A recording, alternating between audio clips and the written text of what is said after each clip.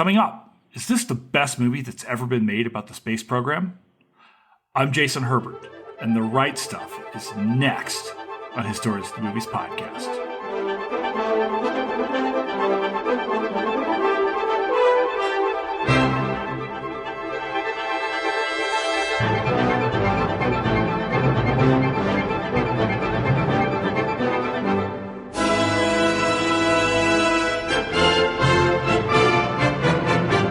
Dudes, welcome to Colorado, home of America's space program today, or not. It's amazing, Mike. You've been asking me about doing this movie since we started HATM like 6 years ago, and most of this movie is set like right up the road from where I was living. So now that I'm 2,000 miles away in Colorado, like now we finally get around to doing, we finally get around to doing the right stuff. You're doing the right thing too, so. Are we doing the right thing? So I have been wanting to do this on the pod for a long time. And the reason why we never really did it on the Sunday night thing is, as you guys know, this movie is 74 hours long. I went to watch it over the weekend. I had it circled. I knew this was coming up. And I usually try to watch the movies before we do the pod, unless I really, really know the movie, right? And I'd only seen it once, and really it was to satisfy Mike to begin with. Like I watched it like a year ago because all Mike does is talk about this movie. So I was like, fine, I'm gonna sit down and watch this damn thing. And then I watched it again. It's not all I do, Jason. You do other things, right? Like drink Pepsi and like side with Heather on the Cola Wars. She's right in this instance. So no. She's not. I love her to death. She's one of my most favorite people on the planet. But Heather, I know you're out there. You're wrong on so many things. And also, traditionally I used to ask people when they would come on the pod if they were Coke or Pepsi people. And it just became so evident that the vast majority of cool humans are Coke drinkers. It's like people would come like, yeah, I drink Pepsi and I'm coming to you from Notre Dame. I'm like, well, you got the Indiana thing going too. So yeah, all right. So I'm geeked out. I really wanted to talk about this film. We talk a lot, over the last 6 years with HATM about like what's a history movie and stuff like that. And really, this movie is in a lot of ways as history movie as you're going to get. And I think maybe there's a lot of love for this film, or at least the idea of this movie.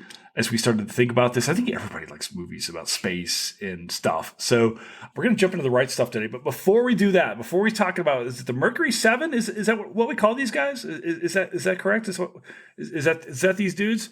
All right. So we're the HATM 4 today. We are also living dangerously. I want to introduce you guys a little bit and to our audience. Four horsemen. Are we the 4 horsemen? We're the Clio 4, right? Oh, okay. Yeah, or just the 4 nerds. It's fine. Just if you're out there and you've got like an idea for what to call us, just go for it. I mean, we've probably been called worse to begin with. So, all right, this is what we're gonna do. I'm gonna introduce you guys a little bit to the audience here, and just tell us who you are, what you're doing here. Since you guys have no idea what order you're in. Tyler, you introduce yourself? All right, sure. I am Tyler Peterson. I earned my PhD from Texas A&M University back in 2017. I did get my first book published actually that December with the Apogee Company. The book is called A Fire to be Lighted, The Training of American Astronauts from 1959, the year that these 7 were selected, to the present, which was then 2017. Unfortunately, the book is now out of print. If there is demand for it, maybe it could come back into print. But in any case, I was very pleased to work with an actual astronaut in arranging interviews for that book. So I consider that probably my proudest accomplishment so far. I've had a chance to teach at several different places, one of which was in Pueblo, Colorado. I was looking forward to that, Tyler. Like, I got this job here, and I was like, I'll see Tyler. And then you left. But then I left because I had to go to Bloomsburg, Pennsylvania for a full-time position. Then that got cut short after only 1 semester. But now I'm going back to Texas again to Lamar University in Beaumont. So I'll be moving there in August. And just to give you a sense of what I'm working on now, I'm working on what I'm hoping will be my second book. I've made contact with the University Press of Florida about this, and this is going to be about the crew of STS-107. the crew that we lost aboard Columbia in 2003 and their mission. So that is what I'm working on right now, and I look forward to carrying forward my passion for astronaut history into the future. Dude, you're like the perfect guy to have on here. So, I mean, the three of you guys are. And have we, like, I've never talked to you guys before. This is like our first conversation, the four of us, correct? Like, we were texting back and forth or emailing, but this, have you guys ever talked to each other before? Is this our first conversation, like talk? No, it's my first time with all three of you, so it should be exciting. I love it. Well, Kevin, you want to introduce yourself and tell us what you're doing here? Sure thing. Yeah. So I came out of Georgia Tech, where I did history of technology, and I've always been something of a space and sci-fi geek, as you might be able to tell by the stuff behind me on the shelves. Awesome. But I was lucky enough in grad school to get a job interning at the NASA Johnson Space Center History Office, which was kind of ramping up at that time.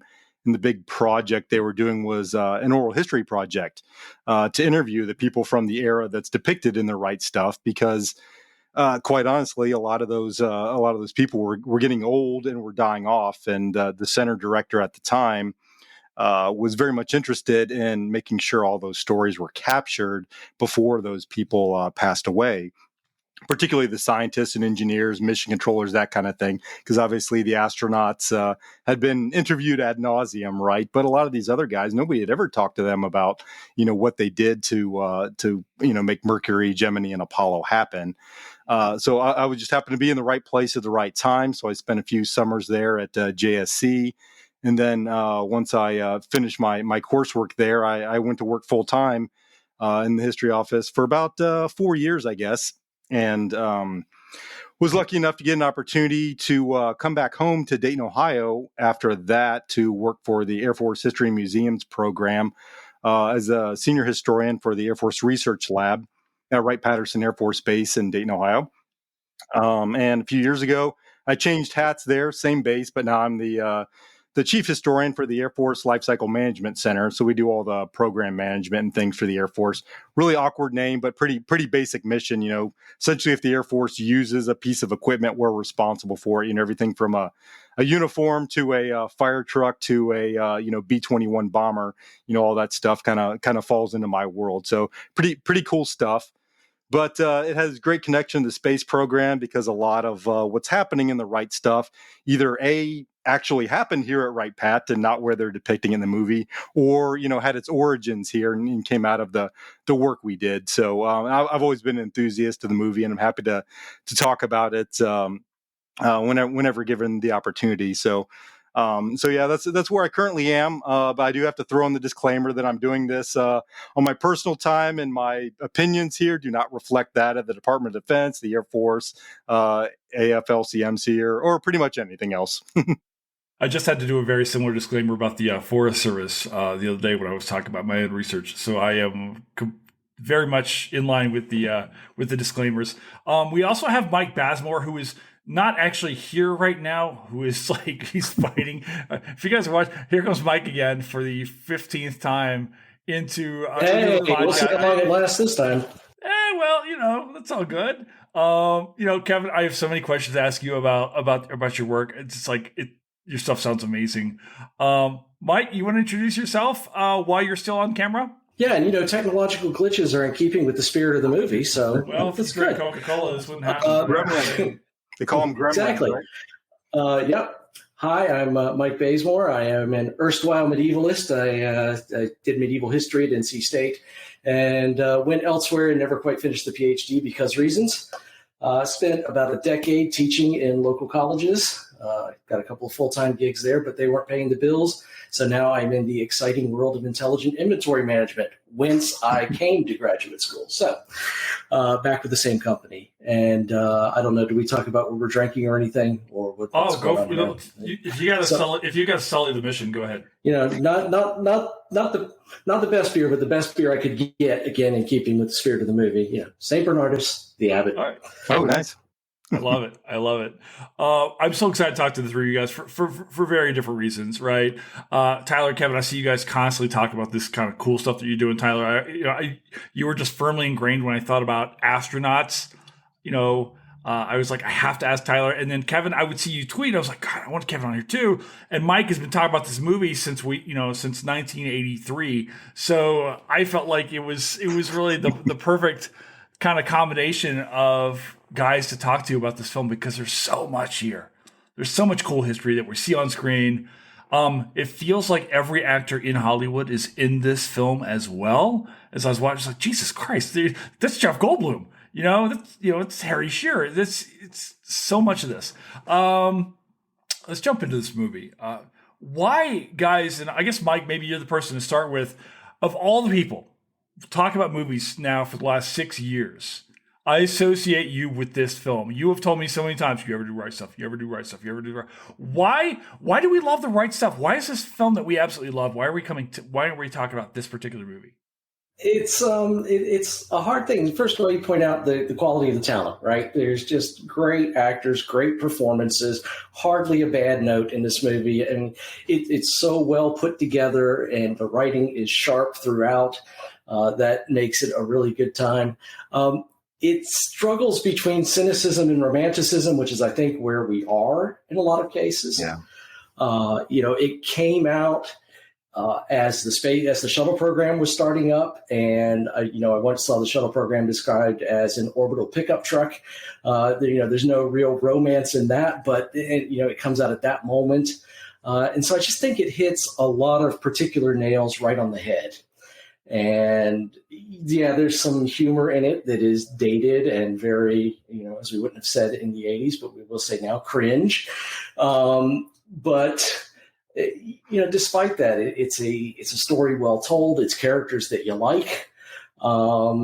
This movie, and I didn't watch it in the 80s, Jason. I was 11 when it came out, which will tell you how old I am.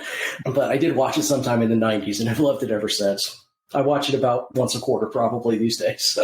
Tyler, how do you feel about this movie? I think the movie can be looked at in two different ways. That is my first thought.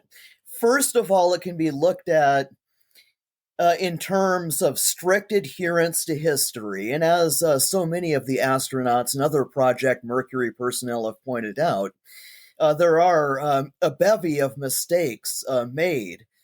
And that is definitely one way to look at it. But there is another way that I think is more important. All of the inspiration that it has provided to those who saw the movie in 1983 or later to participate in the space program themselves. After hearing, of course, that iconic score, especially from Bill Conti, and the wonder of the acting performances as these people took part in portraying feats from the so-called single combat warrior phase of spaceflight, to use Tom Wolfe's phrase. So this is something that inspired people to grow up to want to participate in science-related or space-related feats. And what I especially comes to mind now is a book written by an astronaut who was selected in 1996, named Mike Massimino. He grew up in New York, and he describes in his book watching this movie literally every single night. I'm not exaggerating.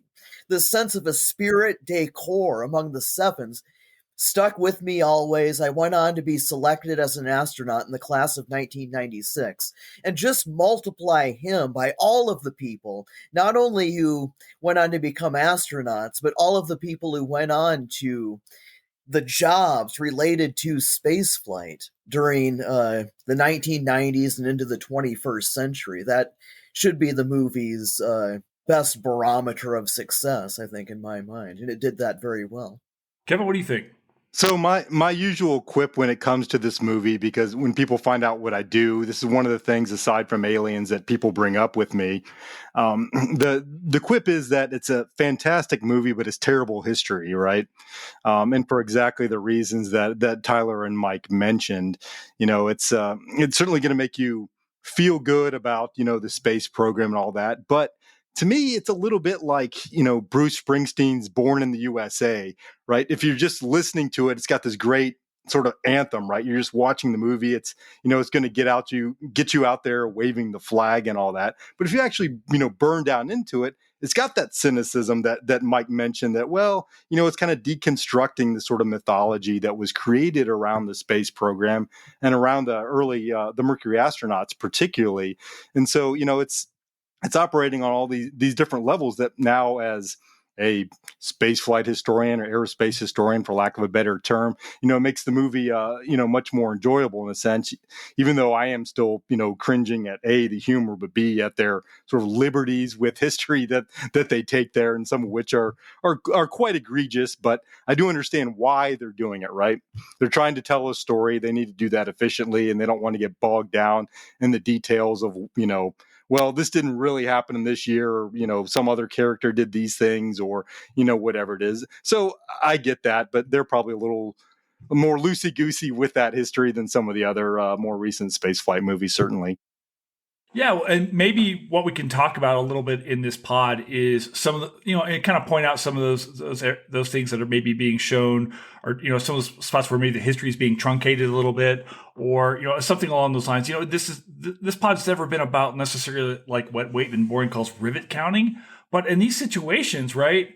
It's absolutely like, hey, let's talk about what's the real history behind what's going on here. So people are interested in the actual history of this amazing thing, and I think Tyler's absolutely right. Spaceflight is fascinating. The Mercury missions, the Apollo missions, the shuttle mission, all of this stuff is absolutely, to me. I mean, it's easy to romanticize because it's so, quite literally larger than Earth, right? It's quite literally out of the world. I kind of want to jump in though, kind of introduce everybody into. Can we talk a little bit before we get really into the nuts and bolts of this film, which is about the Mercury missions here? Can we talk a little bit about where the Mercury missions come from? Like, where does that arise from historically? Is this a post-war thing? Are Americans looking at spaceflight during the war, before the war? Like, as we're starting to think towards the stars, how do we get to the Mercury program to begin with? Well, I could mention first of all that the NASA's predecessor agency, the National Advisory Committee for Aeronautics, does date back to 1915. This group devoted itself to solving the problems of high-speed flight through the First World War, the Second World War. Of course, by the 1950s, there were several competing ideas for the best way to send the first human into space. A group at the Air Force, for instance, wanted to send the first Americans into space aboard winged craft, similar to what would become the X-15 and later the Space Shuttle. But of course, we know that this Cold War rivalry developed between the United States and Soviet Union, and that rivalry lent itself to what I've heard described as a quick and dirty approach.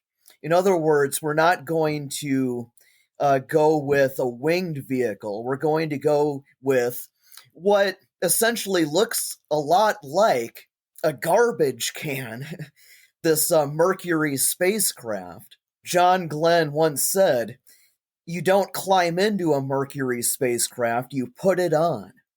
And so this became the vehicle of choice, a vehicle which could carry out the feats of spaceflight, first in suborbital, then orbital flight, at a faster pace than what some other members of the military wanted.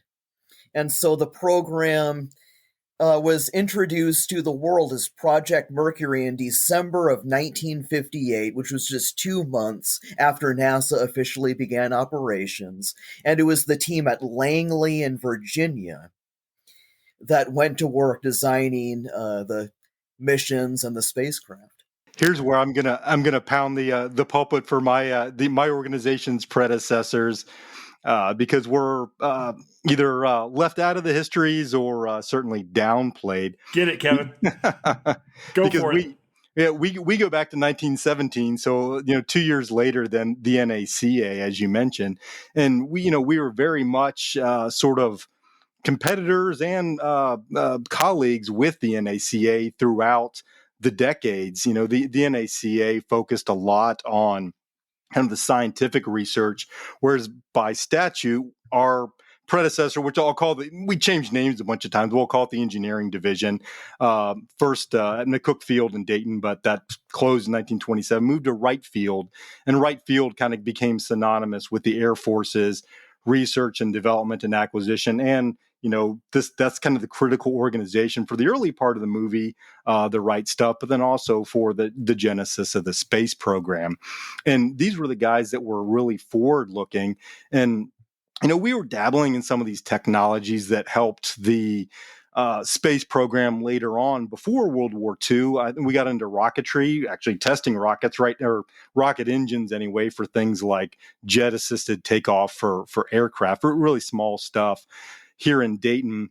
But in my opinion, again, not official DoD policy here, but in my opinion, it was World War II and the exodus of the German technology and the importation of that technology and the scientists through, I'm sure you've all heard of Project Paperclip, right? Where the U.S. brought literally hundreds of German scientists and engineers to the United States after World War II in order to boost our own aerospace capabilities to help fight the Soviets. And we had a parallel program to bring their actual technology, entire facilities, wind tunnels, all of that stuff from Germany to the United States, and to be able to leverage that to kind of leapfrog us from, the aviation age to something more like the aerospace age. But the Germans, we had seen that they had flown cool stuff like the first operational jet fighter, the Me-262, the V-2 rocket, the V-1 pulse jet, and so the Air Force wanted all of these things. So we brought those people and those technologies to the United States, and a couple hundred of them came right here to Wright Field and came to work for us. And so that really is what kind of spurred that work. In addition, their aeromedical scientists came to the United States as well, most of whom went to Texas. And there, things got a little bit more problematic, right? Because as you might imagine, with any of the Project Paperclip scientists, there's an issue historically if how much these people were involved with using concentration camp labor, doing experimentation on prisoners and things like that. So as you might suspect, the background of many of these scientists and engineers was suppressed until the 1970s, if not even later. And there's some books on that now that have brought that to light. So, the origins there were certainly problematic, but if it wasn't for bringing those people here, we wouldn't have had that kind of head start that we did. But because they came here, we were able to leverage their expertise to jumpstart a space program through the 1950s, and even before NASA was a thing, before Sputnik happened in 1957. We were looking at putting people in space, and I've got a briefing in my files. I actually put this up on a couple of the images up on Twitter a while ago, where if you look, the organization was called the Right Air Development Center. We basically planned out all of the details of Project Mercury, and I posted the diagram. I tweeted the diagrams there that when NASA was formed, that they took from us wholesale, and that was the basis for Project Mercury. So we were kind of hammering out all those details because we had that expertise, and it wasn't just the Germans. Of course, we had our own scientists and engineers working on all these technologies, from rocket engines to materials, aerodynamics, parachutes. All of those things that went into the space program were things that we were working on. And as Tyler mentioned, when NASA stood up in 1958, as a new organization centered at Langley for at least the human spaceflight program, a lot of our experts packed up and left the Air Force to go work for NASA because they were doing the cool new stuff there, right? They wanted to go join, what they then called the Space Task Group there to go put people in space, because it didn't look like the Air Force was going to do that quite yet. We still had some other stuff going on, the wing programs Tyler mentioned, like Dinosaur, a personal favorite of mine, and some other things. But, we provided that sort of technical seeding to NASA so that they could get their start and get Project Mercury off the ground in the late 1950s. Yeah. Okay, Kevin, you're hitting on so many things that I want to talk about in this pod today. So thank you for laying the groundwork on that.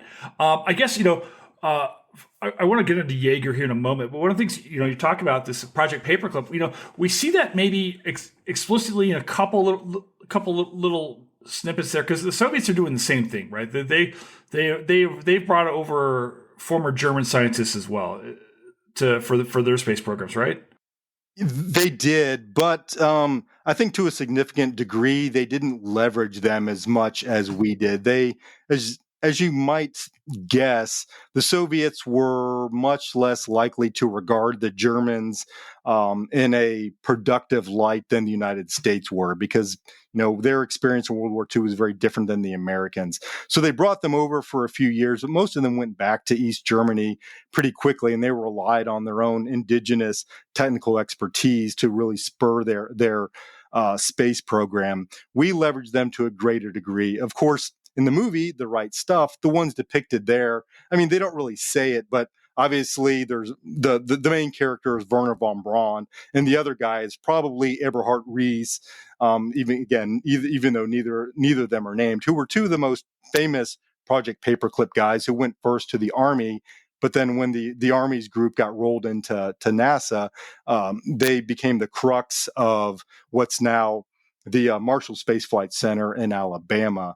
But like I said, the Air Force's Project Paperclip scientists were much less known, of course. But like I said, they contributed these other technologies. These just weren't driving the program to the same degree that von Braun and those guys did in the movie.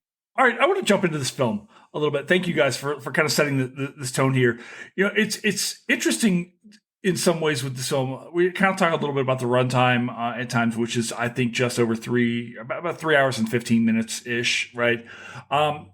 Especially because the film starts with Chuck Yeager, and he's not part of the Mercury 7, correct? He's never really associated directly with space flight. Am I correct? Am I correct here? So what does Yeager bring to this story when we're talking about space flight and so forth? In order to understand Chuck Yeager's role in the movie, we do need to understand what inspired Tom Wolfe, the famous author, in the first place. He wanted to include Chuck Yeager in order to explain what he believed the right stuff was. This idea to place one's moxie on the line in pushing the envelope, so to speak, of what a flying machine was capable of, and then being capable, even if at the very last moment, of getting oneself out of danger after one's display of service, once again in this single combat role that I mentioned earlier. And so this was what inspired Tom Wolfe. And in the movie, Phil Kaufman wants to further explore this theme.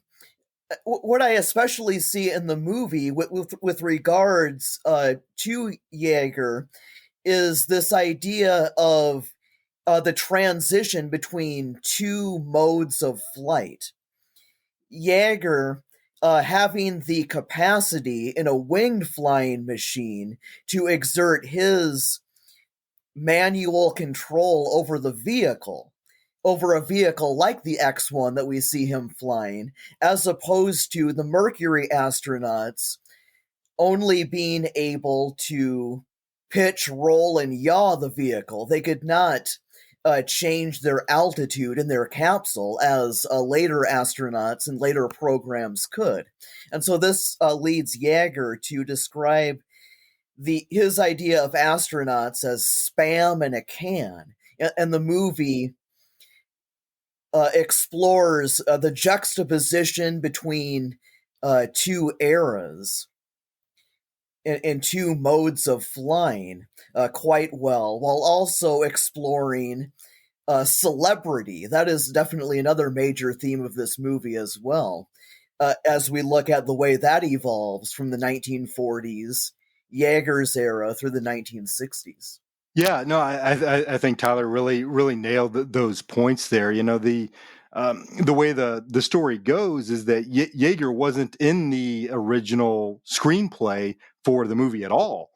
And they realized that, our film doesn't really have a plot per se. It's just, following this history, right? So what can we put in that to sort of tie everything together in a narrative that the audience will follow, other than just space program, A, B, C, D, E, events sort of thing. And so by bringing Yeager in there, they create this dynamic of handing of the baton from this earlier sort of, almost, white scarf era of piloting to now, the space program, where the astronauts are the new test pilots. They're taking over for this kind of old guard that's epitomized by Chuck Yeager and his exploits out there at Edwards Air Force Base. Just doing quote unquote just doing test piloting. Whereas now, hey, it's going to be these new guys. It's this new domain, and this kind of old guard is being left behind in that dynamic. Yeah, we see this in the film, right? Where Yeager's like, when they're talking about the space flight, he's like, that's not me. That's not where what I'm interested in doing. What do we think about Sam Shepard as Yeager? Because this was, he rolls in, he's got the leather jacket on. Dude feels like a cowboy strapped to a rocket. I mean, I know that we actually see Yeager in the film himself. He's playing Fred, the barman, right? Which I felt was a bit much. But what do we think about when we see Shepard on screen? How do we like him? Yeah, personally, I think he was a great choice to convey the vibe that they wanted to ascribe to Yeager. If you have seen videos of Chuck Yeager or met him, the two aren't physically a match or something like that. He's not impersonating Yeager. He's embodying those characteristics that the screenwriters wanted to portray there. This sort of cool cowboy, Western sort of frontiersman, who's doing that. He's stoic in that kind of sense, right? He's not the sort of technocrat engineer that the later astronauts become. And so from that standpoint, I think he was an excellent choice, and he really knew what he was doing in portraying that, rather than trying to mimic Yeager and his mannerisms and all of that. Yeah, I mean, they're really just trying to get a sense of like Tyler was talking about, the right stuff, right? This idea of this moxie, this certain level of fearlessness these guys carry themselves. I remember first time I ever became aware of Chuck Yeager was he was selling the AC Delco batteries on television. Like, I remember I was like, oh, I'm Chuck Yeager. I was like, I'm supposed to think you're somebody. I was like 9, in like Tennessee or something like that at the time. And, they very quickly, and set this up, this idea of this race for speed and so forth. Do we know are the Soviets also trying to break this sound barrier as well? I have to assume that these kind of stories are kind of running parallel. Are they not? I mean, as far as technological advancement and things like that, is that a thing also that we know the Soviets are trying to do? Is this as important to them? Yeah, unless Tyler wants to jump in, I'll just throw out that, yeah, there was certainly competition there, but because the Soviets were so closed off to us and we did not yet have the capabilities to fully understand where they were in actuality for these sort of technological feats, we just had to assume that they were in fact doing the same things that we were doing. So we were rushing to, break the sound barrier, quote unquote sound barrier and all of that. But I don't know that we were driven on a timetable and as a direct parallel as we were with the space program, when the Soviets were very much advertising their capabilities and their achievements in that regime. I want to ask a little bit about this movement from, say, aeronautics to space and things like that. And Tyler, I'm kind of wondering, there's this whole bit when we see Harry Shearer come on board, we see Jeff Goldblum, this idea. I think Eisenhower's involved here. We're talking about, okay, who do we get to be? And maybe this is another one of those ties to the Jaeger, to the test pilots, guys, because they're like, anybody but the test pilots. We can't control these guys. And that's where we start to get this Mercury 7. This film's like, Tyler, who are these guys going after when they start to envision what space exploration is going to look like, suborbital flight, orbital flight? Who are they looking for here? So I do understand, in thinking back to the reading I've done on the 1950s, that various people did consider the kinds of groups that those two characters in the movie mention, but that the idea of President Eisenhower preferring test pilots is an accurate idea, because test pilots had the experience of, well, following orders, first of all, following checklists precisely in a time-sensitive environment. They certainly had the physical courage to place their lives on the line. Remember, the casualty rate at places like Edwards Air Force Base was really quite sobering as of the 1950s, which drives home, the similarity of this kind of job to a job like astronaut at a time, the 1950s, when rockets exploding in flight were frequently on the nightly news. And so test pilots had the same kind of courage, the same kind of devotion to training for tasks and executing tasks in a short time frame, and they had security clearances from their time in the military. And so all of those were assets working in their favor, as I understand it. Yeah, and I would just add to that to me, this is a place where the movie actually makes the history a little more confusing, because if the dynamic they create between the Germans designing the system and the test pilots, isn't the way that happened. The Germans weren't working on the capsule at all. It was the NACA researchers turned the NASA, which became the Manned Spacecraft Center, became the Johnson Space Center. It was an entirely different group, but they simplified that for the movie. So, that's but the important aspect of that is that the astronauts were actually involved in the development of the capsule from the beginning, so they had this opportunity to shape that capsule to fit their test piloting experience. And they could, as Tyler mentioned, they did have control over the capsule. They couldn't change their orbit and such because there wasn't that propulsion capability until the Gemini program later. But, what they describe in the movie, the spam in the can, the astronaut can't do anything, was really more the Soviet approach and what they were doing over there. There's the famous story that Yuri Gagarin, the first person in space, he had a control stick, but it was fixed in place, and the button on it was just the communication button. He would push to talk kind of thing, but they couldn't do anything. Everything was controlled from the ground. So they were really the spam in the can over there in the USSR, whereas in the United States, they did have that opportunity for manual control. They could do things. And for Gordon Cooper, which is depicted at the end of the movie, that was very important because all the automatic systems failed. And so he had to do this manual reentry. So it was very important.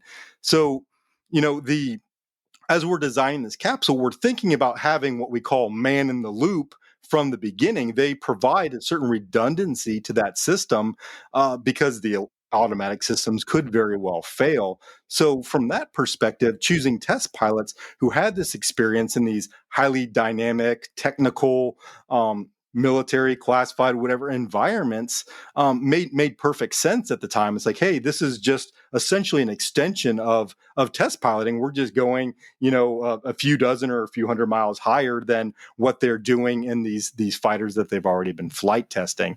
So the movie doesn't make that quite clear. Instead, it says, well, okay, spam in a can, then why do we need test pods? You could just have, an acrobat or a parachutist or whatever, which the Soviets used some of those types. I'm so glad you guys talked to me about the reintroduction of the Jaeger story into this film, because it really does feel, and Mike, maybe you can jump in on this, like the idea is like the movie feels like it gets going once we're introduced to Glenn and Shepard and the rest of these guys as they're kind of coming along. Mike, I'm kind of wondering what your feelings are as we're being introduced to these astronauts when you watch back.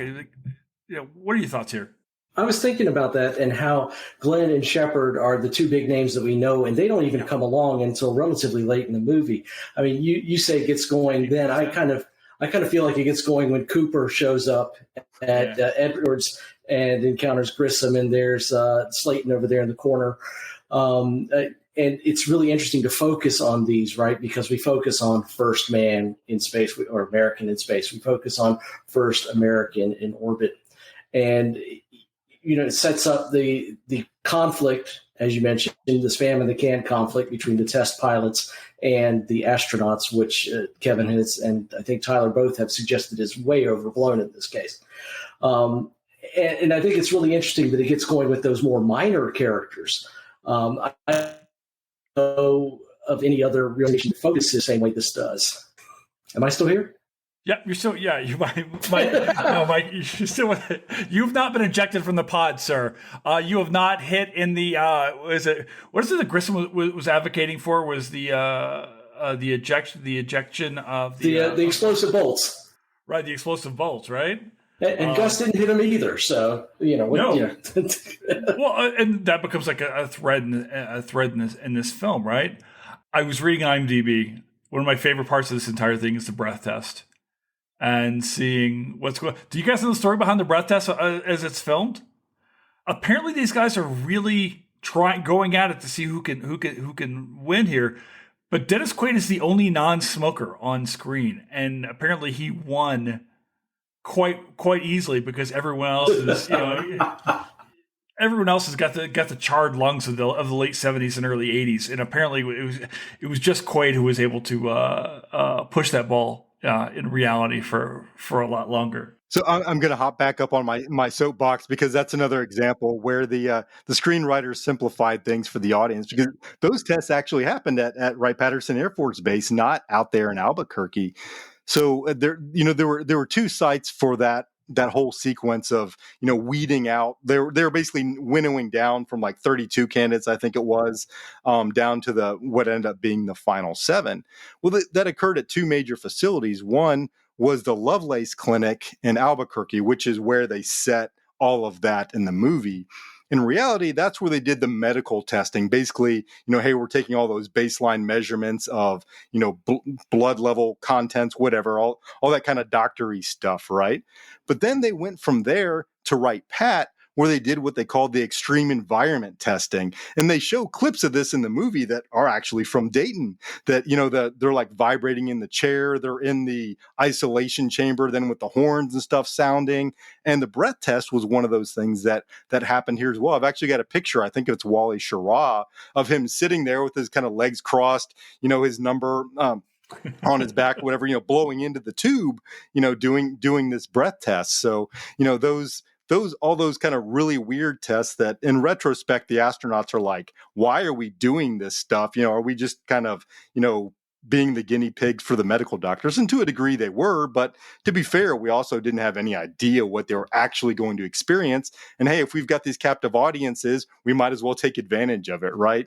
So, that part was all left out of the movie in terms of location. Again, for simplicity, I understand, but because we had what was called the Aeromedical Research Lab at the time, all of that stuff was happening in our facilities at Dayton. And now that work is still, a little bit different, but still happening here in Dayton. We've got a centrifuge and altitude chambers and all that kind of thing. And, NASA's back to using us. But, degree of testing really only happened, and I'm sure Tyler can speak to this to a much more significant degree, with that kind of that first class, because after then they kind of figured out, well, here's what's relevant, here's what's not. And so we can kind of narrow that down to something more specific for all of these subsequent classes. I'm wondering, looking into this, and I had this thought, and I wrote this down as we were watching this, because we get two montages, one of which is shit blowing up. And I thought that was a really good, and I think I think this film is trying to balance the heroism and the danger of this film, and trying to interject some humor into this at times. And there was some the Goldblum is the humorous interjection was not a thing I was expecting. You got two major montages. One is shit blows up, which is what I just called it, and then two is really the training montage. And I kept thinking, I wrote this down. What's the better training montage? The Right Stuff or Spies Like Us? Because you get the centrifuge in both. Mike, what do you think? I haven't watched Spies Like Us since the 80s, so I don't think I can really opine on it. I remember it being funny, but I also remember being, about 14 when it came out. So, can't speak to that. It's another classic Cold War film. Yeah, from a cinematography standpoint, that's a tough one. But from a personal one, I gotta prefer the Right Stuff, just because I actually had a chance to talk to some of the astronauts about it, right? About their experience then. Particularly John Glenn, notably, which he was surprisingly laudatory about how Tom Wolfe covered that experience in the book. He was, let's say, somewhat less so about how the movie depicted all of that. But, in essence, it was that, they got to the heart of it, and their kind of experience there about how it was much different than, they expected, and that what was even necessary. But there's still some great stories there. Like John Glenn talked about riding the centrifuge, particularly in one of our archives actually has the centrifuge logs of when the Mercury astronauts and the other candidates were riding the centrifuge here in Dayton. They actually did it for the Navy centrifuge too in Pennsylvania. And I think that's where some of the more extreme stuff happened. But Glenn told a story about how they would do like eight positive G's, meaning spinning like you would like on a amusement park ride, what they called eyeballs in, or EI, meaning all the you're getting pushed back into your seat. Well, then the seat would flip over in a fraction of a second, and it would go to what they called eyeballs out, or negative G's, meaning that everything's trying to push you forward in your seat. You like that the demonstration there. So EI, EO, they would call it eyeballs in to eyeballs out.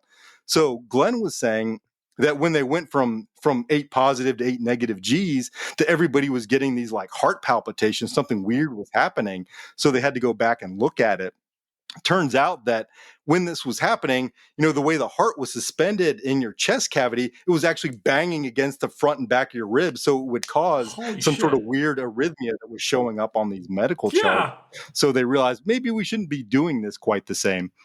And I'll say incidentally, having looked at the centrifuge records, Chuck Yeager blacked out on the centrifuge at only like 3.5 G's, way below what the Mercury 7 did. So take that for what it's worth. Oh wow! Also, I want to go ahead and put a claim in for negative G's. It's actually going to be the HATM rap group coming out shortly for our first album coming out. We're not going to be the below average white band. It's rough. It's rough. We're rough book here, guys. I want to ask you one of the things I do think that we see. One of the things we see here in this film is specifically also with Glenn's wife, Shepard's wife. Like, what are the wives going through as far as this whole thing? They do try to shine the light here as far as what life is like for the wives who are watching their husbands, supporting their husbands, making possible in some ways for these missions to go on. What is the experience of these NASA wives during this time period? It sounds to me like, a lot of putting up with philandering, although I did a little look, and it looks like only 2 of the Mercury 7 ended up divorced, Carpenter and Cooper. Of course, Grissom didn't have much longer to live, but Alan Shepard and Deke Slayton and John Glenn, remained married to the same women for the rest of their lives. So they must have found something of value in it. I know that Betty Grissom later became just kind of a warrior for her husband's reputation, understandably so. Although I feel like once you get past the first Gemini flight, his reputation is pretty solid again. But yeah, a lot of putting up with stuff, it looks like. But it seems like that's military wives in general in that period. And I was looking at the transcript of the press conference that's dramatized in the movie, and there's a lot of that sort of sexism in the remarks. She does what I say, and so I guess it makes a kind of sense. Yeah. Tyler, do you get a sense that, like, I hate to use this verbiage, women are along for the ride? You get, in some of the conversations, I want to say with Shepard, it's like, we're gonna, I'm going to the moon. There's this idea that like they have to do this together. I think it was Quaid's. Forgive me, Quaid's character is like terrified when his wife has to be interviewed. Are you seeing this in the archive too? Is the archive talk about the domestic experience of these astronauts and their families? Yes, I have read quite extensively about particularly the reaction of wives and family members to the pervasive presence of media. And that, of course, brings us to the famous Life magazine contract. Some other media organizations were upset that Life magazine had this exclusive access to the astronauts and their families, but that was what happened. And because that happened, the astronauts and family members during a mission had to tolerate the presence of cameras outside homes, or in some cases inside their homes. And thus the astronauts' wives needed to have quick tongues, so to speak, in behaving in a way that would be acceptable to the public. The famous phrase that becomes associated with the wives is, "Oh, we're happy, proud, and thrilled," just as a shorthand. During the midst of this incredible outpouring of public interest in the space program and the need to move from a private life to a public life. One other story that comes to mind in this regard is that of Frank Borman's wife, Susan. One famous story about her is that she actually believed the Apollo 8 mission was not going to succeed, that her husband had a good chance of dying on that flight. And so especially what we've seen in later years, not through Life magazine, but through the many memoirs and the many histories, is we have seen more of a sense of trepidation, more of a sense of unease than what the public saw at the time in a popular print publication like Life. And so I definitely encourage all who are interested to read those first-hand accounts of astronauts and wives saying what they did not say at the time in terms of their opinions, in terms of the fears that they had sometimes. Yeah, I think this is a great subject where we've seen, for lack of a better term, revisionist history, right? Back at the time, there was, and it's depicted in the movie, there's a certain homogeneity among the astronauts' wives, right? They're all the, happy, thrilled, whatever, supportive husband, kind of thing for the most part. But that starts to unravel really in the 1970s. And then now there's been, scholarship on the astronauts' wives. There's even a TV show, right? The Astronauts' Wives Club, that's based on a book of the same name. But for those first seven, they weren't all the same. They didn't have all of the same experience. Alan Shepard's wife was one thing. I mean, he was one of those that was relatively well known for his, let's say, extracurricular exploits. But as Mike pointed out, they stayed together, for, their own reasons, and, more power to them. John and Annie Glenn, I mean, that's I hate to say it, but they're almost they're a throwback stereotype. This story goes that they literally met in the crib, right? As, sharing a playpen when they were little, and, dated in high school and got married and were together until the day he died. I mean, I met with the two of them just about a year before he passed away, and it was literally like hanging out with your grandparents. I'm talking to him about space program stuff, and she's off on the side, snickering or making comments or prompting him to talk about certain things. And it was just, you could feel the dynamic that still existed there. And it was like, wow, that's, again, just a really sort of old school relationship that persisted. Another good example is, Renee Carpenter. She was widely regarded as the most beautiful of the early astronauts' wives. And so there was some certain jealousy, going on in some dynamics that you can read about in some books. Or Gordon Cooper's wife, Trudy, she had been considered for what they call the first lady astronaut trainees, the kind of unofficial parallel to the Mercury 7, where, a group of female pilots were tested out at the Lovelace Clinic with the same regimen that the Mercury astronauts went through to see if they could qualify for that. And in fact, they passed those tests with flying colors. And there's a lot of confusion over, what exactly the implication of that was. Was it an official NASA thing? No, it wasn't. But it was a privately funded thing. But they showed that, hey, excluding women couldn't be based on their actual performance because they could exceed all of these things. But because of her participation in that was a little bit problematic at that time for Gordon Cooper, when the wives were expected to just be in the background and support their husbands.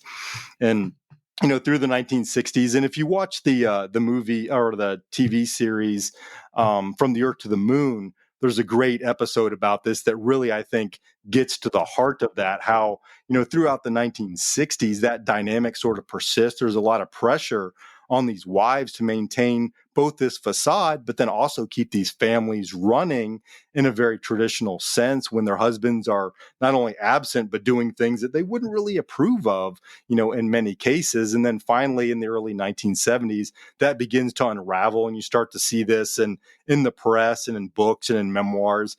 And then now, like I said, there's more recent scholarship that really delves into that in a more academic way. And so we're getting a better understanding of that now and their experiences than we would have had, 40 or 50 years ago, certainly. If we see, guys, and I want to get to the other coin here, if we see women portrayed on this film, and we see in a lot of positive light, especially I think with Miss Glenn, where are people of color? Can we talk a little bit about the segregation of NASA at the time? Like, where are Black people? Are they not allowed to work within NASA? What's going on here now, Tyler, as far as racially within the space program as we know it, and when does this change? Well, you might have seen that just recently this gentleman by the name of Ed Dwight finally did make his trip into space aboard a Blue Origin spacecraft. He was one of the pilots who hoped to venture into space one day. And I understand that in the Kennedy administration during the early 1960s, there was some interest in racially integrating the astronaut corps. He wanted to be the person who would provide that racial integration. But in the end, although he did reach the Aerospace Research Pilot School, which was actually headed by Chuck Yeager, he was not selected into the NASA Astronaut Corps. Then there was another man named Robert Lawrence, who I understand died in a plane accident. He was a member of the Air Force. He hoped to fly into space one day, but he died in an accident in 1967. And so there were some early examples of pilots, African-American pilots, who wanted to racially integrate the astronaut corps. But the level of African-American employment throughout NASA, while being zero, absolutely zero in the astronaut corps, was very low throughout the rest of NASA, as I especially found out in a book for the University Press of Florida that I wrote a review for.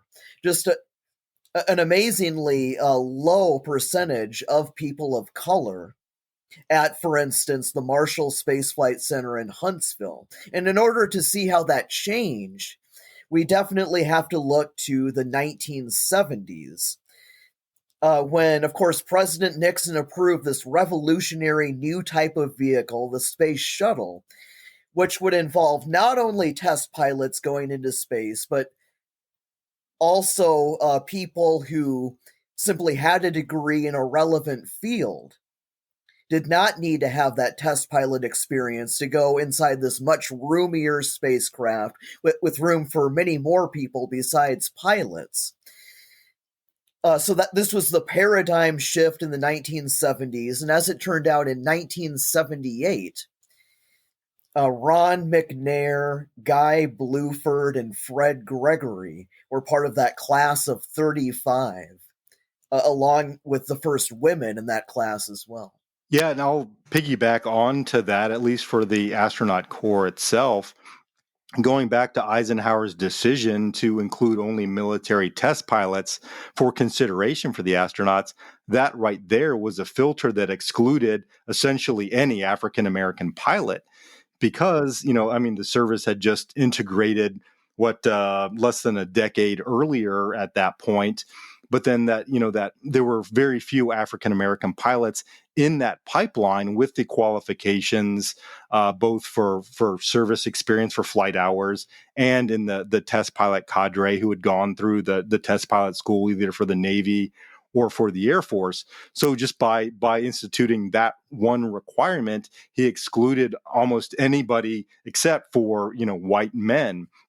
And with a couple of examples that Tyler mentioned, there were those few exceptions, and it was just unfortunate that their experience turned out the way it did with, Major Lawrence perishing in a crash. And he was actually regarded probably as going to be the first African-American astronaut because he had all those qualifications. And he was relatively well regarded within the Air Force and the test piloting community. Ed Dwight's case was a little bit more problematic, and that goes back to what some people have written about Chuck Yeager, and I classically I can neither confirm nor deny because there are conflicting reports here. Dwight blames Yeager very directly for having been, in his terms, racist against him and held back his career. Yeager, of course, categorically denied that while he was alive, that that was not a factor at all. That the plain fact was Dwight didn't meet the qualifications. He wasn't ranked as highly as the other people in his classes and his cadre at Edwards who did make the astronaut program. So Yeager argued that he had nothing to do with that at all. So it's not an issue where I've weighed the evidence enough to come to a conclusion, but there are at least those conflicting stories out there. But it was known that Dwight very much wanted to become an astronaut and actively, lobbied for that. He was willing to take on that the role of being a public figure in that sense. And you could argue that Yeager resented that to a degree, just like in the movie, he resented the publicity that the Mercury 7 garnered through their experience when they hadn't in fact done much of anything yet. Right? They hadn't even flown a single space flight yet. Here they were, the most famous people in America. So that may have played a role in Dwight's experience as well, at least in Dwight's telling of this story. Do we get a sense of these 7 guys, whether or not they liked each other? There's a healthy competition we see on screen. There's obviously some friction between the morality of Glenn and Shepard and whatnot. How do these guys feel about each other? And was there like a de facto leader amongst the 7? Like, what do we know about them as far as their relations between one another? The movie sort of sets it up as a two-party system, right? You're either in Shepard's party or you're in Glenn's party. And some of the accounts from the astronauts suggest that, especially over the philandering issue, that, there was Glenn's side. I've seen someone suggest that Glenn had the majority in that, and others that Shepard. The movie makes them out like they come to respect one another and perhaps to like one another. We get the no handball playing allowed ticket inside the capsule when Shepard's about to take off. And I guess as I think Kevin pointed out, we overplay the German influence in the building of the capsule, and they set the Germans up as the enemy for the Mercury 7 so that they can bond against the Germans, almost like a sports movie in some ways. But in real life, some of you guys might have a better grip on that. Most of the stuff that I have read comes late in the game. I got interested in this really in 94 for the 25th anniversary of Apollo. And of course, all of those recollections are colored by the glory of Apollo and the fact that it's an anniversary. Yeah, there are probably more like clicks within the Mercury program than side 1 and 2, just based on personality, if nothing else. And in these, I think are fairly accurately, at least in terms of the pairings, are portrayed in the movie. For example, Glenn and Carpenter were very close friends because they were kind of the oddballs. They weren't the typical, bravado test pilots who were out there philandering and drinking hard and all those kinds of things. Archie and Jughead. Yeah, exactly. Right. That was that dynamic. So you see that in the movie, and in reality, and I think both of them admitted to that dynamic going on. And there was also a certain closeness reflected in the movie between Gus Grissom and Gordon Cooper, because they had been through test pilot school at Edwards together, and they were both, in fact, assigned to Wright Pat after that for a while. They weren't actually out at Edwards like depicted in the movie. They were here in Dayton for a little while. So they developed that closeness. They had flown together and all that. Obviously, Grissom died, so that kind of cut out that dynamic. And Shepard was, he was Shepard, right? He was also a Navy guy. And so you would see some inter-service rivalry as well. Like the Navy guys would tend to stick together, and the Air Force guys would tend to stick together, in certain circumstances. But to use Mike's analogy, it's very much akin to a sports team, right? It's us against the other guys, but that doesn't mean that everybody gets along, to the same degree that you're, best friends with everybody on your same team. I want to ask you guys a section that we started to develop here on the podcast somewhat recently, which is called What the Florida. And there's a good portion of this film set in Florida. Tyler, I was hoping, so much of us, I think we all kind of take for granted that a lot of the launches come out of Florida now and things like that. Tyler, can you kind of explain why Florida exists within NASA, why specifically Cape Canaveral is such an important spot for us as far as for these space programs and things like that? Why have all places on God's green earth is NASA doing in Florida? Well, of course, one point that I think should be made, first of all, is that if you're looking to launch a rocket from United States soil, there is a physical reason to place your launch site as close to Earth's equator as possible. If you're looking to send a payload into orbit, a launch site that is close to the equator will provide the rocket with an assist, so to speak, in making it into orbit. But otherwise, I understand that, for a long time, Cape Canaveral was known more for alligators and mosquitoes than it was people. It was a very sparsely located population, but it did show some promise as a World War II facility. And then the first rocket launch from there, if I remember correctly, took place in July of 1950. And so over the years to come, even though that was before NASA began operations in 1958, NASA became synonymous with Florida because, of course, it had already been established as a rocket launching facility. It was close to a body of water, which was certainly advantageous in launching rockets, and it was close to the equator. Yeah, there's speaking purely in a physical sense, the geography made sense because you're launching to the east from there, so you're getting that assist, as Tyler mentioned, from the Earth's rotation. But importantly, these rockets that Jason, as you had pointed out earlier, had the tendency to blow up. and you'd much rather have them blow up over the ocean than over a populated area. So if you're launching them from, say, Colorado or Ohio, you really don't want to be showering, Kansas or Pennsylvania or whatever with this rocket debris, right? Does this make a case, Kevin, for like launching out of Illinois so that we can launch directly over the state of Indiana? I mean, I wouldn't necessarily argue. It'd be better if you hit Michigan as far as we Ohioans are concerned, but whatever works. But yeah, it's really like a lot of other programs that I kind of got into a little bit earlier.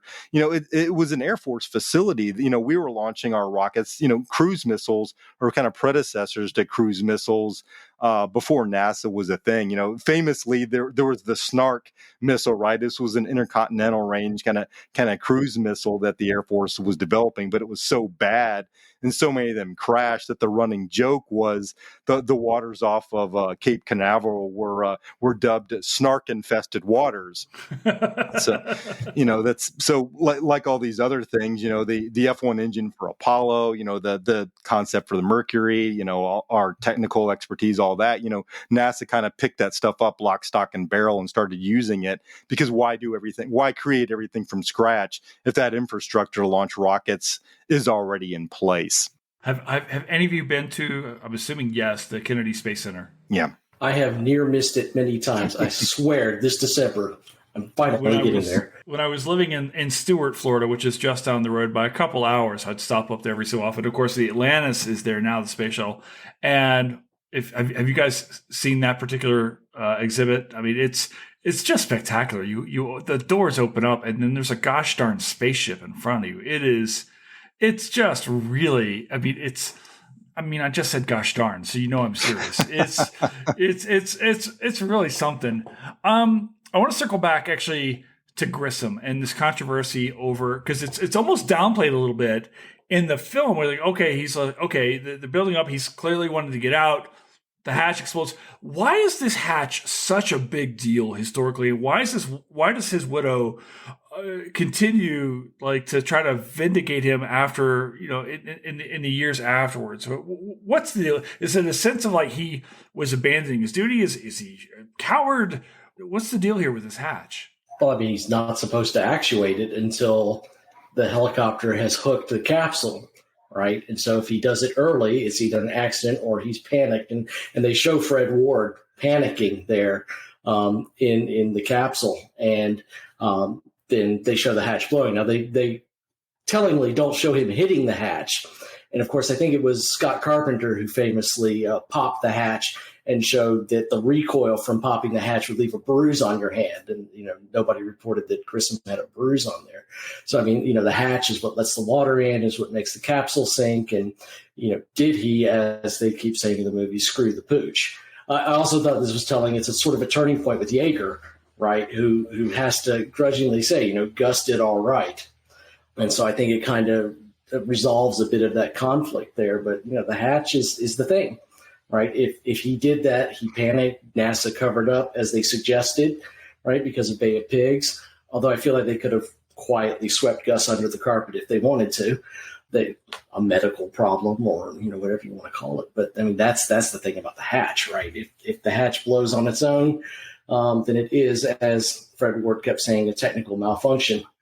If not, it's cowardice, and we can't abide that. Yeah, Jason, if you want to start a bar fight among space history enthusiasts, bring up this episode and the movie depiction of it, because it's very much polarizing. I find there are very few people who have studied the issue from a historical standpoint who would agree with the Grissom screwed the pooch perspective, partly for what Mike said, but also because, there's just very little evidence that Grissom was the type to have panicked.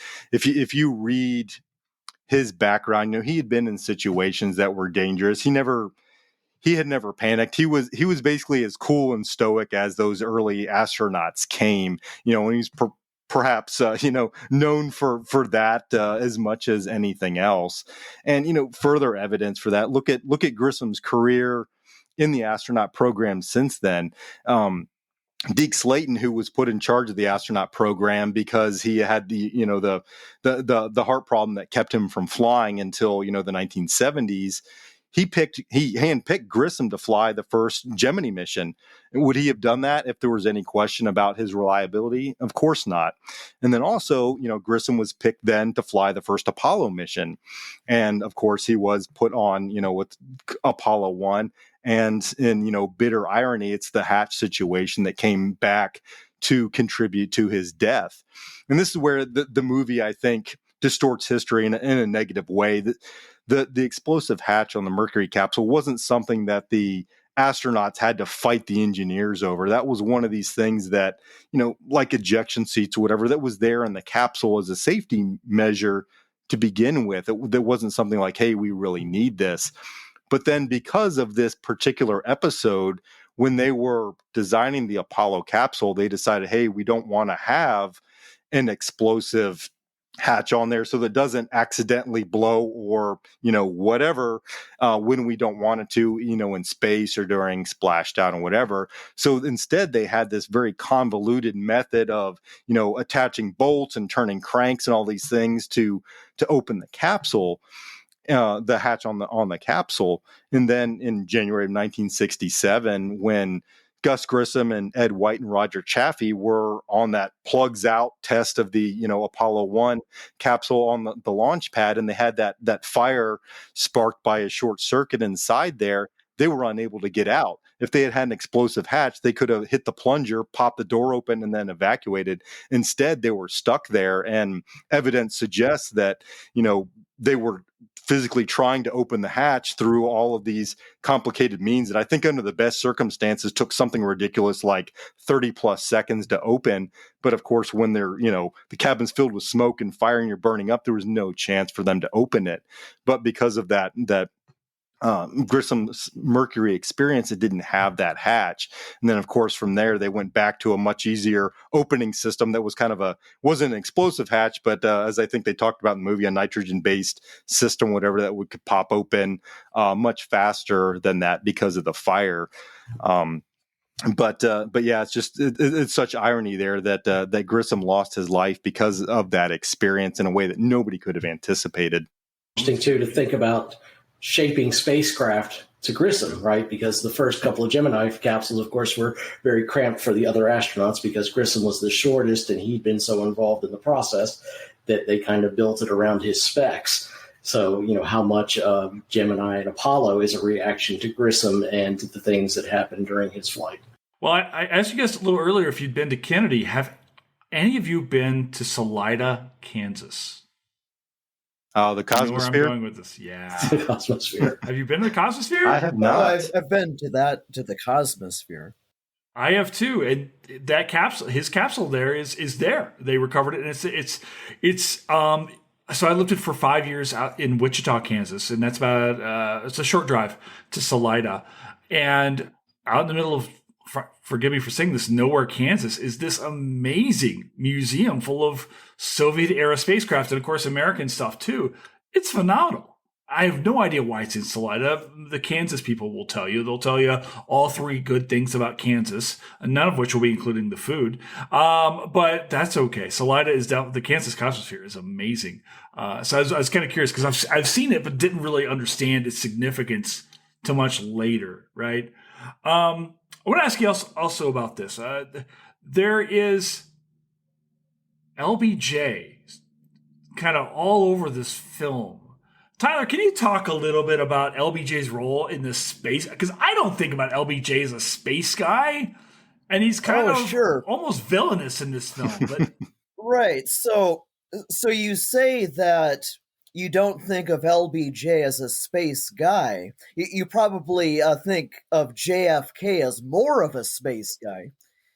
But what is actually the case is that LBJ's interest in spaceflight very much predates JFK's, because he was the Senate Majority Leader, and he, in the aftermath of the Sputnik launch, after he saw the Sputnik over the hill country in Texas, made a series of dramatic statements about how we could just not let the Soviets wield their supremacy in outer space. That just like Britain was able to control the seas in an earlier age, now space is going to be the high ground of the Cold War. And LBJ wanted to grab hold of that issue, in part probably due to his political ambitions in looking ahead toward the presidential election of 1960. So he does participate in a series of hearings about the state of the United States' response to the Sputnik launch after 1957. And ultimately, of course, what happens is that Congress does pass a bill which Eisenhower signs into law the following year, creating NASA. And so certainly we have to look at his response to the Sputnik launch, his amazingly vociferous response as part of his legacy.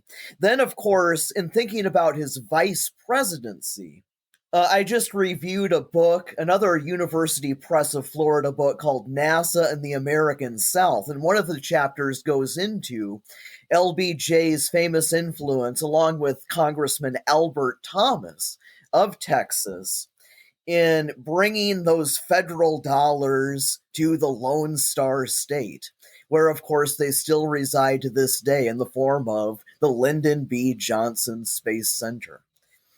And so, yes, in looking at Johnson, who actually devoted an entire chapter in his memoir to spaceflight, which most presidents do not do, by the way, we do have to see somebody who did take a passion for this subject. Even though Kennedy may be more synonymous in the public imagination, Johnson did more behind-the-scenes work. I will add that as late as the 80s, Johnson was resented in Hampton, Virginia, for moving operations down to Houston. That's, I think I mentioned in our emails, that's the area where I grew up. I went to the Virgil I. Grissom Library for my library books. And it was a sore subject, at least as late as the 80s. I moved out of there in the early 90s, so I don't know how long it lingered.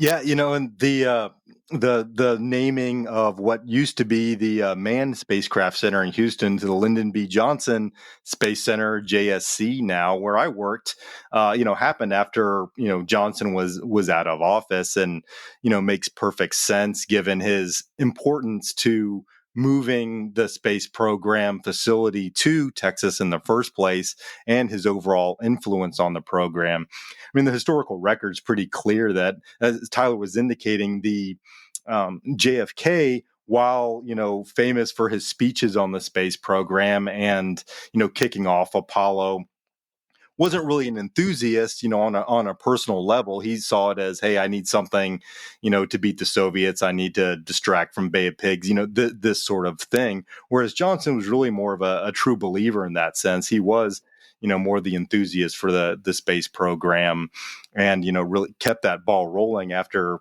Kennedy, was assassinated, and through, the 1960s, whereas, a lot of scholarship, particularly by Roger Launius, showed, enthusiasm for the moon landing program started to wane before Apollo 11. I think funding peaked in 1966, as I recall, and started going down from there. And public opinion was started to be mixed, particularly after Kennedy was assassinated. Should we be spending these billions of dollars on this or not? And, it wasn't as universally beloved in reality as, kind of, I think we've seen it in retrospect since then.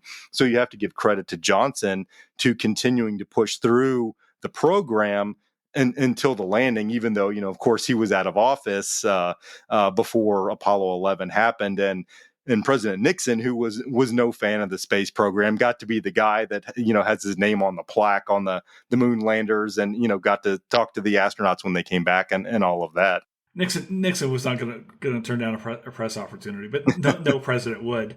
I want to ask you guys this, something we're now calling our codfish moment. here on the podcast, which is, what is your favorite part of this film? The moment that speaks to you, Kevin, Tyler, Mike, when you watched this film, when you were just watching it before we did this, was there a moment inside this 3 hours and 17 minutes that really you were like, that's what speaks to me. That's what captures what I love about history, or the history of this program or film or whatever? Was there a real, Mike, I want to tee you up here first because you've been such an advocate for this film. What's your moment? What's your codfish moment on this thing, and why?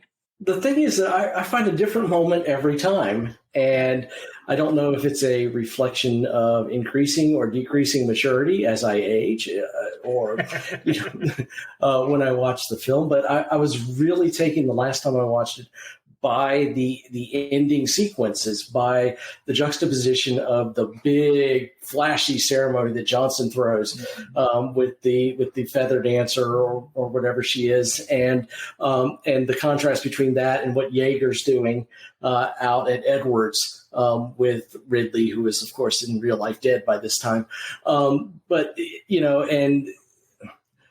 and also at that moment.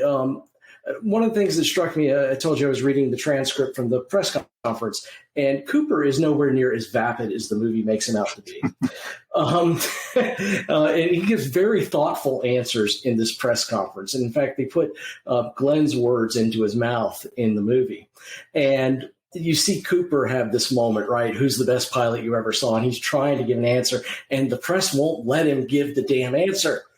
So he has to default to, well, who's the best pilot you ever saw? You're looking at him. And the other takeaway from this last rewatch is that Dennis Quaid would have made a great Joker with that smile. I've always thought he'd be a really good Han Solo. Yeah, right. That's the moment that spoke to me this last time. I mean, different moments hit me different ways, as I rewatch it again. And isn't that the hallmark of a great movie, right? That it's never the same experience. Tyler? The one moment that most speaks to me, I think, is definitely John Glenn seeing that daybreak in orbit on February the 20th, 1962. Partly because of the music, which captures the serenity of the Earth orbit environment. I had switched to Jupiter by that point. Certainly, I have done, so much reading about this ever since I was in elementary school. And the thought of taking 90 minutes to fly above all turbulence and simply see the Earth as it is, the turquoise, the whites of the clouds, the tips of the mountains, with nothing to take your mind away from that over that 90-minute period, and with no borders, no national borders usually visible. That is something that really speaks to me, because it speaks to the sense of awe that spaceflight inspires to us all, and has continued to inspire in human beings literally every single day since November the 2nd of 2000, because that is how long people have been living continuously on the International Space Station. So just think about that. We've gone through an entire generation, more than 20 years now, of at least one human being able to experience that and coming back to tell us about it, which this movie captured. And as I was saying early in this podcast, inspired so many to want to follow in the footsteps of what they saw on the movie screen. Yeah, and before I get into that, Kevin, I want to interject for a second. We use Holst's "The Planets" for the theme song of this podcast. That's Jupiter. When we kick in, that's entirely because I played in a high school band and fell in love. And I'm, like Holst, I'm a trombonist. Yeah. So yeah, absolutely. All right, Kevin, I'm sorry. Go ahead. No, that's so. For me, it depends which hat I'm wearing, right? So from just a, movie watching enthusiast, I'm going to agree with Tyler here. John Glenn's flight to me is just, as a kid watching it, I don't know, I was like, 10 or something when it came out and when I first saw it, which incidentally, as an aside, and I meant to throw this in earlier, I first saw it on on cable, HBO or Cinemax or something. But it was the first movie that was so long they actually included a 3-minute intermission in the middle of it. So you're watching it on TV, and then it's like the screen goes blank and there's like a 3-minute countdown. Then it cut back into the movie. So from the eyes of an 8-year-old, it was the Glenn's flight, and particularly as a kid having grown up in Ohio, John Glenn and Neil Armstrong are like the guys, right? And here's John Glenn doing what John Glenn does. He's going up there. He's got the aw shucks, gee whiz kind of thing going on. He's doing the humming to what Battle Hymn of the Republic, I think, coming back. Of course, the great music when he's going up there. Just that whole piece is just, I think to me is just enthusiastic, filmmaking that really hit me as a kid and still does in that respect. And of course, interjecting the Aborigines sending up the sparks and things like that, was a really interesting juxtaposition there that I thought was well done. I probably didn't quite get it at the time, but now I appreciate that more. As a historian, putting that hat on, I think my favorite bit is probably the X1 stuff early on, just because there's so much history from, where I've spent my career here at Right Field to unpack from that. Too much to talk about today, but that's a great kind of entree point to talk about, aerospace research and development and all these things the Air Force did in flight test and all of that stuff. So, I really appreciate that early part. And finally, the third hat, and I don't know, maybe you guys are aware of this, but my third hat is as a Cincinnati Bengals fan. Do any of you know where I'm going with this? No idea, but I do love Cincinnati. You're going with Gonzalez. And until very recently, the Cincinnati Bengals one Football Hall of Famer was left tackle Anthony Munoz. He plays the orderly Gonzalez in the medical scenes there. And I actually... again, to do some more name dropping, I had the chance to meet him at a corporate event here locally. And instead of asking about football stuff, I had to ask him about the right stuff. How did you get involved with this? And, tell me your experience. So, he was at first taken aback, but then, he laughed and was happy to talk about it. So, he was playing football at USC at the time. He had just gotten, I think, drafted by the Bengals. But he had knee surgery, which is why he actually fell to the Bengals in the draft. And his doctor, who had done the knee surgery, was somehow involved with the movie. I forget the specific connection, but then mentioned to him that they were looking for, a specific role, and why don't you go ahead and try this out? So he did, and he got put in the movie. So he plays the, Hispanic American, the very large orderly in those Lovelace Clinic scenes. But his one kind of aside there was they didn't tell him until the movie premiered. They overdubbed his lines. So he's watching it with his friends, and then he hears the lines spoken by somebody else, and everybody's looking at each other like, wait a minute, what happened here? And I guess he's a sort of soft-spoken guy. I guess they wanted somebody a little louder, a little more forward or whatever to do that. But if you watch carefully, you can see how the voice doesn't quite match the lips and all that. But so it's one of those things that one of those kind of his claim to fame, aside from being, a legendary football player and all that. But again, as a, having been a lifelong suffering Bengals fan, I at least like that connection to this other part of my life, this aerospace history stuff. Aside from the right stuff, what is your favorite space film about, say, the space missions? I don't want to say Star Wars or Star Trek. There's a bunch of other films that are loosely or based on NASA or spaceflight, things like that. What do you like? Aside from the right stuff, what do you got? Mike? Well, I know it's going to be predictable, but come on, Apollo 13 is a brilliant film.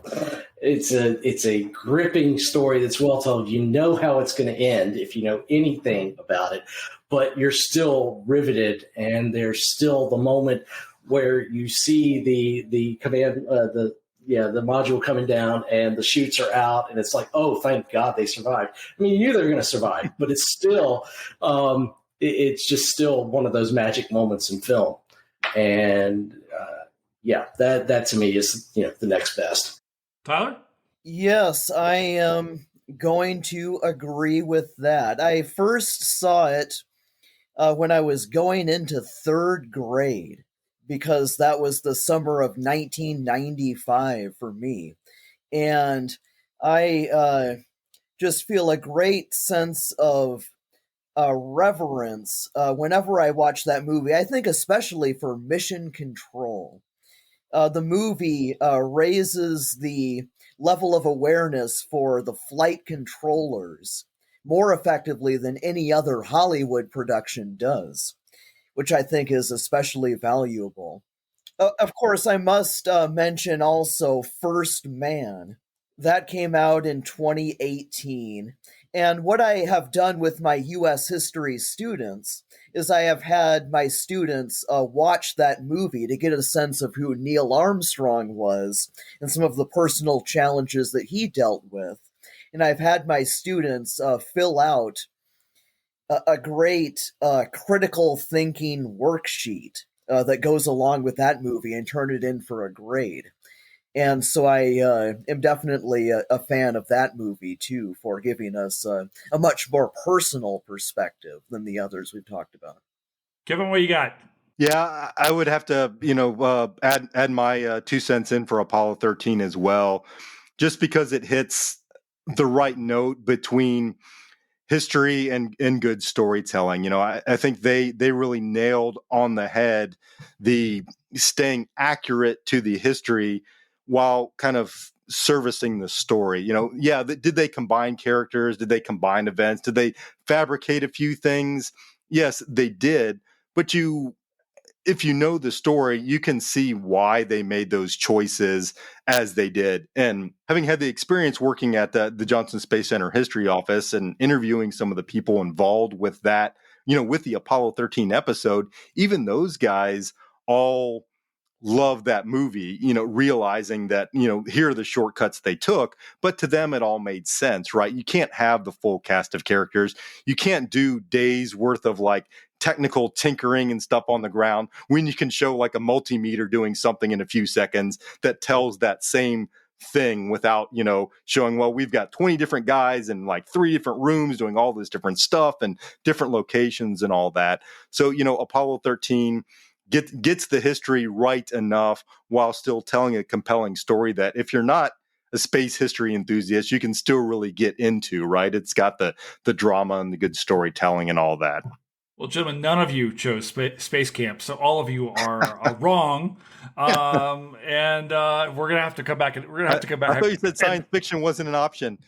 Kevin! Oh, shots fired! You were taking shots at your own generation, sir. Gen X wants to have a word with you, and my friend. As a Space Camp alumni as well. Oh man! I should have put on my flight suit for this podcast. I didn't think about it. I got it hanging in the closet right over there. Next time. All right. Give me, if you guys we're kind of close out. I want to do one book recommendation from each of you. What do you like on this era in history? This topic. What do you like? Plug your own book if you want. I don't care. What do you like, Tyler? What's your jam?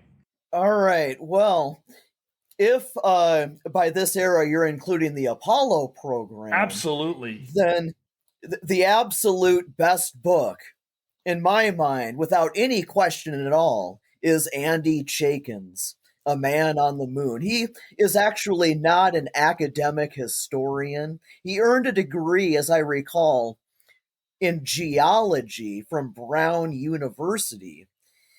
And after earning that expertise in geology, he was able to explain the Apollo astronauts' experiences while on the lunar surface in such a compelling way without going too much into geology jargon. He was able to capture what the astronauts set about to accomplish during what became about 80 hours over 6 lunar surface excursions. He also interviewed every astronaut who went to the moon with the exception of Jack Swigert, 23 out of 24. And so I definitely view that as the Apollo Bible, as it has often been called. Mike, you were clapping. What do you like? I was clapping because I read that book when Tyler was in second grade, I guess. Tyler's taking a beating all of a sudden. I have a sheet of 25th anniversary Apollo commemorative stamps in my copy that's sitting on the shelf. I love that book. Recently, I mean, in the last few years, Jeff Schessel's Mercury Rising, really good about the politics of John F. Kennedy, especially getting involved with the space program, and John Glenn, so it focuses on those two characters. And then American Moonshot. The author, is it Brinkley? I was trying to remember who wrote that one recently. Yeah, that came out a few years ago. Really good sort of overarching story of the race to the moon. Can't speak to the scholarly literature, but again, I will second Tyler's nomination of Chaikin's book, though. That's an amazing book. Thick, too, so, settle in. Awesome. Kevin? Yeah, Chaikin's book, was the basis for the HBO series that I mentioned earlier, From the Earth to the Moon. So it's hard to go wrong there. And if there's, if somebody's interested in the program, but, not in a scholarly way, exactly, that's the book I always point people to, because it's an engaging read for anybody. A great complement to that from a more technical side is Charles Murray and Catherine Bly Cox's book called Apollo.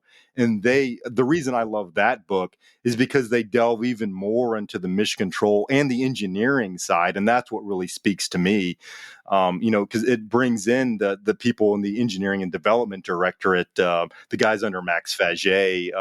There's that part of it. It's not just the operational people and the critical role they played in the space program. If you want to look even earlier, for the test pilot era, I'm always a fan of anything by Dick Hallion, who's one of my predecessors in my current job and a mentor of mine. He wrote a book actually called Test Pilots that goes over the kind of basically the entire history of test piloting, but it's in a more, I hate to use the term dry, but in a more academic sense, that'll give you a much more background of where Yeager and these guys were coming from. But it's not just Americans. It's not just that Edwards cadre. He takes a much broader scope. And I think that book was written not long after Yeager's biography in the late 80s at some point. So it's very much of that period, but provides that depth of information that you don't get either through The Right Stuff or Yeager's, subsequent biography that came out a few years later. All right, guys. Final question here. Is The Right Stuff a history movie? Yeah, so I guess I'll go first, so that way I don't have the last word as always. I struggle with this because I knew you were going to ask it. Yeah, it's a history movie because it's about history, but it's a bad history movie, like I said at the outset. And the reason that is, if you think about it, this is a movie made in the 1980s, based on a book written in the 1970s about events that occurred in the 1960s and 1950s and even 1940s. So it kind of mixes all of those vibes together into sort of a potpourri to come up with, I think it was Donald Rumsfeld's term, truthiness.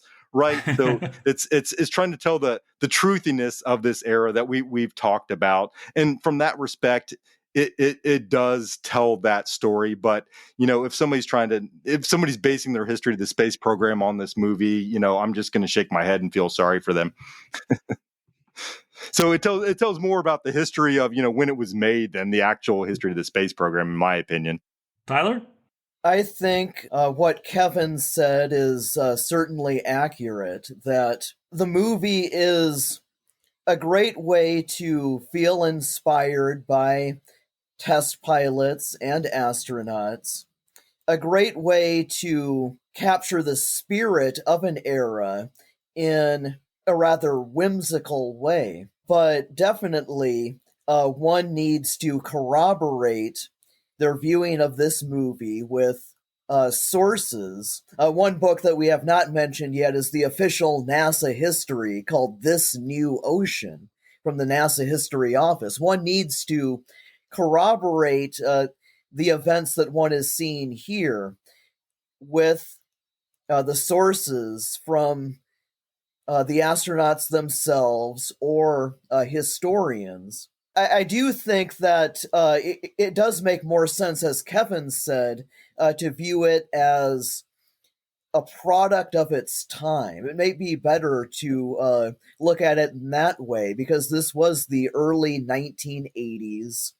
There had been some dispiriting events in recent years: the end of the Vietnam War, the Iran hostage crisis, trouble with the economy, and Americans were in the mood to look for heroic figures to raise their spirits. And so we can look at the movie as probably making more sense in that way. And by the way, one thing that just came to me earlier today is that John Glenn was actually in a presidential campaign when the movie was released. And so I do wonder how the movie affected that. Another thing to think about. He certainly seemed to think it hurt him. Yeah, at least based on what I was reading. Yeah, it's definitely a history movie. And as everybody has pointed out, right, it's not a history of the space program. It's a history of the 1970s and the 1980s through this prism. The original articles that it was based on in Rolling Stone were about the kind of malaise that astronauts felt in the wake of Apollo. And malaise, of course, the term that was used a lot to characterize the Carter years. I mean, these are my earliest political memories. And the movie itself kind of a reaction and an antidote in some ways to that. So it definitely a historical document of something. What it is, of course, is what the historians get to decide, right? I remember watching this, like I said, Mike, your enthusiasm for this film made me watch it like a year and a half ago. And I found myself actually very much more enjoying it this time around. And talking to you guys today has given me so much more to think about, thinking about the way that we think about this film, the romanticization of, boy, this thing is so easy to really fall in love. This space program is so easy to fall in love with, which is why we chronically underfund it. But this was awesome. Thank you guys so very much for being here. I know it's late where you guys are, so thank you for making the time. I know you guys are mostly East Coast. So guys, thank you so much for being here. This was a blast. Did I just say this was a blast? Thank you all, guys. Thank you, Jason, for giving me a platform to expound. Yeah, I appreciate the opportunity to talk about it. My friends and colleagues know that I'll take whatever opportunity to engage in some discourse about this movie, because, like I said, it's always good for some historical bar fights. And now I can stop bugging you about it. I mean, until we settle up for the next one. So, guys, thank you so much for being here. Our pleasure. All right, thank you.